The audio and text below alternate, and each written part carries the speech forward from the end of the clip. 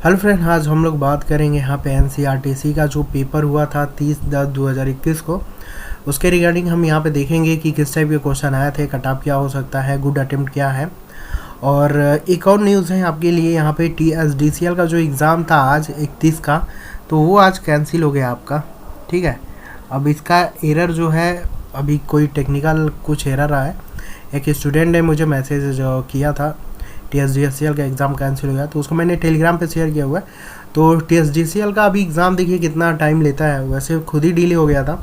अब देखिए यहाँ पे जो है कम से कम 15 दिन के बाद ही हो पाएगा, 15 से 20 दिन के बाद ही हो पाएगा TSDCL का जो एग्ज़ाम है। ठीक है, तो आज इसका एग्ज़ाम था आपका 31 को। तो कल जो एग्ज़ाम था NCERT जेई का था आपका, मेंटेनेंस एसोसिएट मेंटेनेंस का करके था। उसका पेपर का यहाँ पे जो भी क्वेश्चन थे हम उसको देखने वाले हैं, और कितना गुड अटेम्प्ट था, कट ऑफ किया जा सकता है, ये हम लोग देखेंगे। तो यहाँ पे जो था टेक्निकल से क्वेश्चन आपके थे 50 और नॉन टेक से क्वेश्चन थे आपके 50। ठीक है, टोटल 100 क्वेश्चन थे, और निगेटिव मार्किंग जो था वो 1/3 था। तो कहीं ना कहीं यहाँ पे 1/3 का बहुत ज़्यादा इफेक्ट पड़ेगा अगर आपने क्वेश्चन को अगर एक्यूरेसी नहीं मेंटेन होगी तो काफ़ी ज़्यादा यहाँ पे प्रॉब्लम क्रिएट होगा आपके लिए। तो चलिए फिलहाल हम लोग देख लेते हैं क्वेश्चन किस किस टाइप के क्वेश्चन थे। टेक्निकल जो था वेरी इजी था आपका। ठीक है, टेक्निकल जो था वेरी वेरी इजी था। ईजिली आप 10 से जो स्टूडेंट मुझे बताया उन्होंने 10 से 15 मिनट में जो है पूरा 50 क्वेश्चन ट्रिक कर दिया। ठीक है, और इसमें कोई ऐसा क्वेश्चन नहीं था जो टेक्निकल में, आप कोई क्वेश्चन ऐसा नहीं था जो आप छोड़ के आए। पूरा का पूरा आप आउट ऑफ 50 में 50 कर सकते थे। ठीक है, तो ऐसा पेपर था। मोस्टली कुछ लोगों ने किया भी है, जिससे मेरी बात हुई है। तो 10 से 15 मिनट में पूरा आपको टेक्निकल जो है 50 में 50 करने लायक पेपर था। चलिए हम लोग देख लेते हैं किस टाइप के क्वेश्चन आए हुए थे। क्वेश्चन था I बराबर इस टाइप का था, जिसमें आपका एम्पलीट्यूड पूछा गया था, तो आपको एम्पलीट्यूड निकाल लेना था। एक क्वेश्चन था कि ओवरहेड में कौन सा कंडक्टर मोस्ट कॉमनली यूज़ किया जाता है, तो ACSR कंडक्टर हम लोग ज़्यादा यूज़ करते हैं। फॉर्म फैक्टर का शायद वैल्यू पूछा था या डिफिनीशन, तो फॉर्म फैक्टर से एक क्वेश्चन था इजीली। ठीक है, RMS अपान एवरेज होता है। ट्रांसफार्मर का जो लेमिनेशन होता है हम क्यों करते हैं, एडी लॉस को कम करने के लिए। ये भी क्वेश्चन था आपका। डैम्पर वाइंडिंग हम लोग क्यों यूज़ करते हैं। ठीक है, तो हंटिंग के लिए यूज़ करते हैं हम लोग। मर्ज प्राइस प्रोटेक्शन जो है कहाँ पे यूज़ होता है, अल्टरनेटर और ट्रांसफार्मर के लिए हम लोग यूज़ करते हैं मर्ज प्राइस प्रोटेक्शन। सोर्स ट्रांसफॉर्मेशन से क्वेश्चन था सिंपली आपका। अब सेकेंडरी को रिफ़र किया था प्राइमरी साइड या फिर प्राइमरी को सेकेंडरी, ये नहीं पता, लेकिन सिंपली क्वेश्चन था। ईजिली आपको पता ही है कि जब सेकेंडरी से प्राइमरी जाएगा तो आपका जो है भाग के फॉर्म में हो जाता है, और प्राइमरी सेकेंडरी जाता है तो गुड़े के फॉर्म में हो जाता है। तो इजीली सोर्स ट्रांसफॉर्मेशन से शायद क्वेश्चन था आपका। फ्लूरेसेंट लैम्प में गैस कौन सा भरा जाता है, तो हेलोजन टाइप के गैसेस भरी होती है, नियॉन भी होता है आपका। तो ऑप्शन में देख लीजिएगा क्या था। ठीक है, ये क्वेश्चन था। रीजनेंस से क्वेश्चन था आपका कि रीजनेंस जो होता है उसमें जो इम्पिडेंस शायद पूछा था कि क्या होगा सीरीज रीजनेंस के केस में, तो लो होगा। और आपका आर्मेचर रिएक्शन किस चीज़ पे डिपेंड करता है, ये शायद क्वेश्चन पूछा गया था। तो लोड के मैग्नीट्यूड, लोड पे डिपेंड करता है आपका। ठीक है, ये क्वेश्चन था आपका। टेम्परेचर जो होता है वो सेमीकंडक्टर से रिलेटेड क्वेश्चन था कि टेम्परेचर बढ़ाने पे क्या होगा, सेमीकंडक्टर का जो रेजिस्टेंस होगा तो ईजिली डिक्रीज कर जाएगा आपका। ऐसे क्वेश्चन था आपके। और यहाँ पे अगला क्वेश्चन था आपका EMF जो है पर टन, और प्राइमरी और सेकेंडरी का जो है EMF पर टन क्या होता है, तो इक्वल ही होता है आपका। रेक्टिफायर से क्वेश्चन था कि एक रेक्टिफायर क्या काम करता है, तो वो AC को DC में कन्वर्ट करता है। स्टेप अप ट्रांसफार्मर से रिलेटेड क्वेश्चन था कि स्टेप अप ट्रांसफार्मर कहाँ पे यूज़ होता है, तो ये आपके वोल्टेज के लेवल को इंक्रीज़ कर देता है। ठीक है, EMF इक्वेशन से शायद क्वेश्चन था आपका, ईजिली वैल्यू निकालना था, तो वो भी काफ़ी इजी क्वेश्चन थे, आप बोल सकते हो। 50 आउट ऑफ 50 मैक्सिमम लोगों ने अटेंड किया है। अभी हम लोग आगे भी देख लेते हैं कट ऑफ का रेंज क्या है, गुड अटेम्प्ट क्या है। ठीक है, ट्रांसफार्मर में जो शायद रिले, हाँ बुस्कोज रिले से क्वेश्चन था आपका। इंटरनल फॉल्ट के लिए कौन सा यूज़ करते हैं हम लोग, बुस्कोज रिले होता है। कार्टियर टाइप फ्यूज़ के एडवांटेज आपके यहाँ पे पूछा था। अब किस टाइम में एडवांटेज था, अब ऑप्शन देख के पता ही चल पाएगा जो लोगों ने पेपर दिया है। कैपेसिटेंस से क्वेश्चन था आपका, शायद पैरेलल में 3 कैपेसिटर जोड़ा था, उसका शायद इक्विवेलेंट आपको फाइंड आउट करना था। ठीक है, और सबसे यहाँ पे बताइए रेजिस्टेंस की यूनिट पूछी थी, रजिस्टिविटी की यूनिट पूछी थी, पावर की यूनिट पूछी थी। वेरी वेरी इजी क्वेश्चन आपका पूछा गया था, ठीक है। और यहाँ पे शायद मैग्नेट सर्किट और इलेक्ट्रिक सर्किट से रिलेटेड क्वेश्चन था आपका।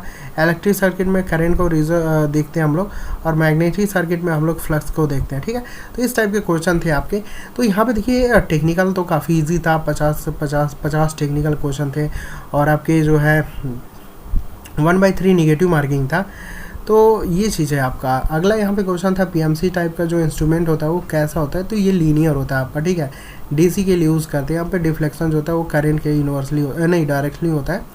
एमआई टाइप का जो इंस्ट्रूमेंट होता है वो नॉन लीनियर होता है, इसका डिफ्लेक्शन पूछा था, तो ये करंट के आरएमएस के स्क्वायर के फॉर्म में होता है ना, नॉन लीनियर होता है आपका। मैक्सिमम पावर ट्रांसफर थ्योरम से क्वेश्चन था आपका, शायद कंडीशन आपको शायद पूछा गया था। Single phase series induction motor में जो कैपेसिटर हम यूज़ करते हैं वो स्टार्टिंग वाइंडिंग में यूज़ करते हैं, शायद रनिंग वाइंडिंग में, इस टाइप का क्वेश्चन था आपका, ठीक है। तो सर स्टार्टिंग वाइंडिंग में यूज़ करते हैं। एक यहाँ पे होता है कैपेसिटर स्टार्ट, एक होता है रन। स्टार्ट जो होता है मेनली आपका तो यहाँ पे आपका कैपेसिटर शायद पूछा था, स्टार्टिंग वाइंडिंग के साथ यूज़ करते हैं, ठीक है। तो कैपेसिटर। अगला यहाँ पे शायद आपका था इंडक्शन हीटिंग में किसकी वैल्यू ज़्यादा होती है, तो इंडक्शन हीटिंग में फ्रिक्वेंसी की वैल्यू ज़्यादा होती है। वेल्डिंग ट्रांसफार्मर में जो शायद पावर फैक्टर पूछा था तो लैगिंग होता है। अगर ऑप्शन में नियर टू यूनिटी देख लीजिएगा, वैसे लैगिंग ही होता है, ठीक है। अब ऑप्शन में क्या था उस हिसाब से देखना पड़ेगा।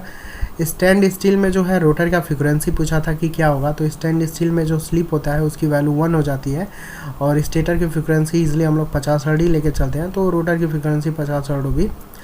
वाटमीटर से यहाँ पे क्वेश्चन था कि दोनों वाटमीटर की रीडिंग अगर इक्वल होगी तो शायद पावर फैक्टर क्या होगा, एक फेज एंगल क्या होगा, ये आपका पूछा गया था। NS बराबर 120 अपान NS बराबर 120 एफ अपान पी से क्वेश्चन था आपका। अब इसमें क्या पूछा था ये नहीं पता मुझे। और आगे यहाँ पे देखते हैं हम लोग। आगे यहाँ पे देखिए जो मैक्सिमम टार्क से क्वेश्चन था, ये मैक्सिमम जो टार्क होता है अगर हम रेजिस्टेंस को इंक्रीज़ कर दें तो क्या होगा मैक्सिमम टार्क पे। तो देखो मैक्सिमम टार्क जो होता है सिर्फ रिएक्टेंस पे डिपेंड करता है, तो यहाँ पे कोई फ़र्क नहीं पड़ेगा रेजिस्टेंस को इंक्रीज़ करने से, ठीक है। एनर्जी स्टोरिंग से क्वेश्चन था, हाफ LI² से क्वेश्चन था आपका। अगला क्वेश्चन था शायद कि रेट ऑफ चेंज को इंक्रीज़ करते हैं तो हमारा EMF क्या होगा आपका इंक्रीज हो जाएगा, ठीक है। नो लोड पे जो स्पीड होगी ना सीरीज मोटर की वो क्या होगी इनफाइनाइट हो जाएगी। तो काफ़ी इजी टाइप के क्वेश्चन आप देख सकते हैं। फील्ड इफेक्ट ट्रांजिस्टर जो होता है वोल्टेज को कंट्रोल करता है, BJT करंट को कंट्रोल करता है। एनर्जी का शायद यहाँ पे यूनिट पूछा गया था, किलोवाट आवर आपके यहाँ पे एनर्जी का यूनिट होगा। जो ब्रशेज़ होते हैं DC मोटर में यूज़ होता है वो किस टाइप के ब्रशेज़ होते हैं, तो कार्बन का यूज़ किया जाता है ना। KVL और KCL का किस चीज़ पे बेस्ड होते हैं, तो ईजिली इससे रिलेटेड आपके क्वेश्चन थे, ठीक है। तो टेक्निकल में आपको आउट ऑफ 50 में 50 करना ही चाहिए था, ठीक है, क्योंकि पूरा का पूरा क्वेश्चन करने लगता है। अब इसमें क्या है कुछ लोग 1-2 क्वेश्चन नहीं करेंगे तो कहीं ना कहीं उनके लिए लैगिंग हो जाएगा एक तरीके से, ठीक है। क्योंकि मैक्सिमम 2-4 स्टूडेंट मुझे बताया तो उन्होंने आउट ऑफ 50 किया है गुड एक्यूरेसी के साथ, ठीक है, और करने लायक था भी ऐसा। तो टेक्निकल में आप 50 में 50 कर सकते हो, तो लेकिन नॉन-टेक जो था वो आपका ईजी नहीं था आपका, ठीक है। जो नॉन-टेक था वो इजी नहीं था। इसमें 50 में इजीली 35-37 के जो अटेम्प्ट होगा वो काफ़ी अच्छा अटेम्प्ट होगा अगर एक्यूरेसी के साथ अगर आप 35 अटेम्प्ट करते हो तो, ठीक है। 35 से लेकर 38 तक लोगों ने किया है अच्छे अटेम्प्ट के, मतलब एक्यूरेसी मेंटेन करते हुए। तो यहाँ पे क्या था कि जो मैथ था ना, मैथ इजी था इस बार, मतलब मैथ इजी था जिसमें कि टेक्निकल जो स्टूडेंट होते हैं इजीली अगर उनका मैथ नहीं प्रिपेयर करते हैं तो अगर पहले से थोड़ा बहुत फीडबैक रहा होगा तो इजीली आपका बन जाएगा काम। ट्रिग्नोमेट्री से क्वेश्चन थे आपके, इजी था आपका मैथ, ठीक है। जीके से क्वेश्चन थे और करंट अफेयर से 2 से 3 क्वेश्चन थे आपके।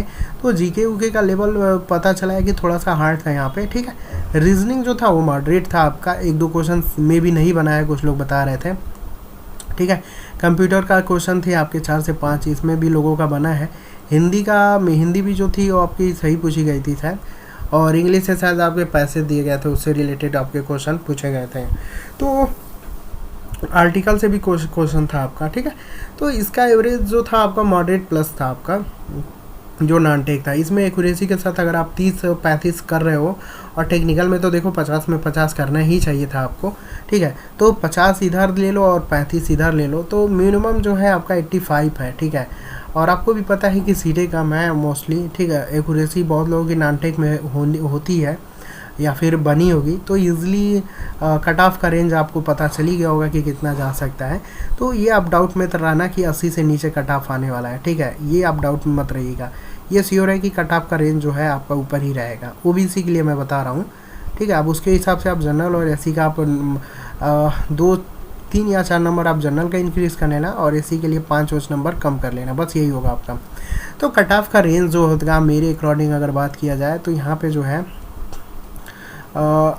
मतलब 82 से 92 के बीच में श्योर है आपका, ठीक है। 92 तो नहीं जाएगा, मतलब इसी के बीच में वैरी करेगा आपका, 82 से 92 के बीच में, ठीक है। 50 आउट ऑफ 50 लोगों ने किया हुआ है और यहाँ पे 35 गुड एक्यूरेसी के साथ किया हुआ है, बहुत लोगों ने 38 भी किया हुआ है। तो इसके हिसाब से आप देख सकते हो 50 और 35 से 85 हुआ, तो 85 के अराउंड जो है आपका 82 से लेके जो है 90 तक आप अगर इसके बीच में अटेम्प्ट है तो काफ़ी ज़्यादा चांसेस होगा आपके सिलेक्शन होने का, ठीक है। और तो 80 से कम आप मत सोचिएगा कि जाएगा, ठीक है, क्योंकि सीटें भी कम है और मोस्टली पेपर का लेवल काफ़ी अच्छा भी था और बहुत लोगों ने अटेम्प्ट भी किया हुआ है इस गुड एक्यूरेसी के साथ। तो 82 से लेके 82 से लेके 90 तक श्योर है आपका जाना ही जाना है। तो 80 से ऊपर अगर आपका स्कोर बनेगा तो आप इजीली आप मान सकते हो कि चांसेस रहेंगे आपके सिलेक्शन होने के, ठीक है। तो फिलहाल TSDCL का एग्ज़ाम कैंसिल हो गया है और NCRTC का पेपर का हम लोगों ने एनालिसिस कर लिया, ठीक है। तो अभी देखो PCL का भी रिक्वायरमेंट आ गया है, तो उसके रिगार्डिंग आपको PLC स्काडा बाकी और जो भी चीज़ें हैं तो आपको हमारी इस साइट पे ज़रूर विजिट करिएगा, ठीक है। इस पे आपको डेली जो है आपको कुछ ना कुछ इलेक्ट्रॉनिक्स के बहुत सारे सेशन आपके चल रहे हैं, ठीक है। PLC स्काडा के बहुत सारे सेशन चलने वाले हैं, मैटलब के हुए बिजनेस में, जो भी आपका जो UPPCL JEE में हो या फिर जो AE में हो, जो भी क्वेश्चन बनेगा, जो भी नया टॉपिक होगा वो सब के सब मैं कोशिश कर रहा हूँ कि डेली 5-10 क्वेश्चन जो है आपको जो है प्रोवाइड किया जाए इस साइट पे। और कोशिश कर रहा हूँ कि वीडियो का भी जो है शेड्यूल बना दिया जाए, वीडियो का भी एक मिक्स टाइप का प्रैक्टिस सेट रहेगा आपका, जिसमें क्वेश्चन का लेवल ईजिली अच्छा ही रहेगा। आपको पता ही होगा जो लोग मेरे साथ जुड़े हैं कि क्वेश्चन का लेवल मैं क्या रखता हूँ, आपको पता ही होगा, ठीक है। बाकी लोगों के जैसा नहीं कि जो आपको आता है वही क्वेश्चन मैं रखता हूँ, क्वेश्चन का लेवल थोड़ा सा आपका अलग रखा जाता है, मेरे अकॉर्डिंग मैं अलग ही रखता हूँ ताकि आपके कॉन्फिडेंस काफ़ी बना रहे हैं, ठीक है। बाकी ये चीज़ है आपका। तो वेबसाइट को आप विज़िट करते रहिएगा, अगर नहीं विज़िट करने का मन होगा तो टेलीग्राम ज्वाइन कर लीजिएगा, वहाँ से सारे अपडेट आपको मिल जाते हैं यहाँ पे वेबसाइट के रिकॉर्डिंग, PLC स्काडा हो चाहे जिस टाइप का भी MCQ का जो भी अपडेट होता है वो टेलीग्राम पे मिल जाता है। तो आप लोग टेलीग्राम ज़रूर ज्वाइन कर लीजिएगा, ठीक है। और साइट पे विज़िट करते रहिएगा, कुछ ना कुछ यहाँ पे अपडेट आपको मिलता रहता है आपके स्टडी से रिलेटेड ही। फालतू का कोई भी ऐसा नहीं है कि चैनल बना हुआ है फालतू के आपके कमेंट और बाकी फालतू के वीडियो शेयरिंग ये सब नहीं होता है। पढ़ने वाली चीज़ें हैं तो पढ़ने वाला ही शेयरिंग होता है आपका टेलीग्राम पे और इस साइट पे, ठीक है। तो आप लोग जुड़ के जो है इस चीज़ का बेनिफिट उठाइएगा। तो TSDC आपका ये NCRTC का भाई यही रिव्यू था आज के टाइम में, ठीक है। तो पेपर का लेवल अच्छा ही था। अब THDCL का जो एग्ज़ाम है भाई क्यों कैंसिल हुआ ये मुझे नहीं पता चला अभी, बस मेल मतलब इंफॉर्मेशन मिली है। और इसका एग्ज़ाम अगर होना भी होगा तो 15 दिन के बाद ही मान के चलो, ठीक है, अभी नहीं होने वाला है, ठीक है, 15 दिन के बाद ही एग्ज़ाम होगा। तो चलो फिलहाल NCRTC के एग्ज़ाम का फीडबैक था। फिलहाल ईजिली आप दिवाली मना लो एक आध दिन, उसके बाद हम लोग PCL के लिए मैं सोच रहा हूँ कि अच्छे लेवल के मिक्स क्वेश्चन का प्रैक्टिस सेट लाया जाए जिसमें हम लोग प्रैक्टिस करेंगे। और बाकी जैसा भी और इन्फॉर्मेशन होगा उसको मैं बता दूंगा आपको, ठीक है। तो चलिए आज के लिए इतना ही, थैंक्स फॉर वॉचिंग।